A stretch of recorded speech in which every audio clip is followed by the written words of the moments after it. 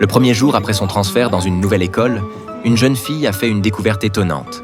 Son voisin de table, qui n'avait pourtant rien de particulièrement attirant, s'avérait être le prince du pays.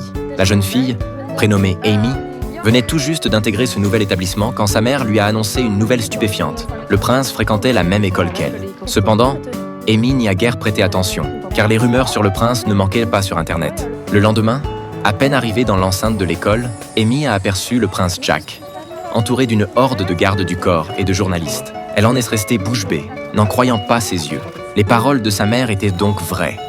Pourtant, plutôt que d'aller le saluer, elle est retournée directement en classe. Lorsque la cloche a sonné, tout le monde a regagné sa place. Seul Jack, arrivé en retard, s'est assis à côté d'Amy, à la place vide.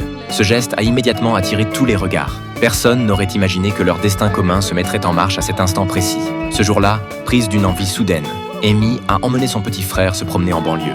Après un long moment, elle s'est rendue compte qu'il s'était égaré au milieu de nulle part. Comme par hasard, pile à ce moment-là, son téléphone s'est éteint, à court de batterie. Comble de malchance, la poussette a commencé à dévaler la pente. Alors qu'Amy paniquait, ne sachant que faire, le prince Jack est apparu comme par magie, réussissant à stopper le landau devenu incontrôlable.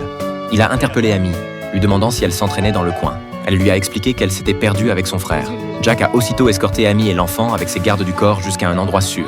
Cela a quelque peu changé l'opinion d'Amy sur Jack. Remarquant qu'il avait été piqué par des insectes, Amy a choisi de l'aider à les enlever elle-même, sans se rendre compte à quel point ils étaient proches l'un de l'autre. Pour la remercier, Jack a invité Amy à une fête au bord de la piscine le vendredi suivant. Mais elle a décliné, ne souhaitant pas attirer l'attention en étant associée au prince Jack. Il n'a pas insisté. À la place, il a sorti son téléphone pour prendre une photo avec elle en souvenir.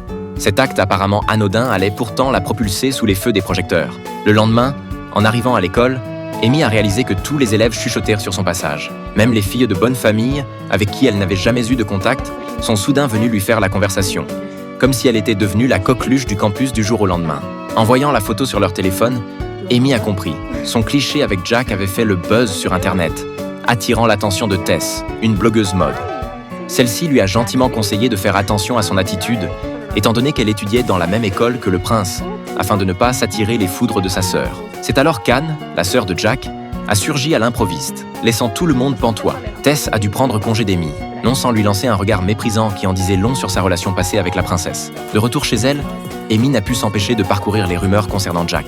Même si, aux yeux des autres, il avait la réputation d'un vrai don Juan, leurs quelques interactions avaient convaincu Amy du contraire. Il lui semblait plutôt être un grand garçon à l'esprit simple, jusqu'à ce que l'appel de sa mère interrompe ses pensées. Quelle ne fut pas sa stupeur en découvrant Jack dans son salon.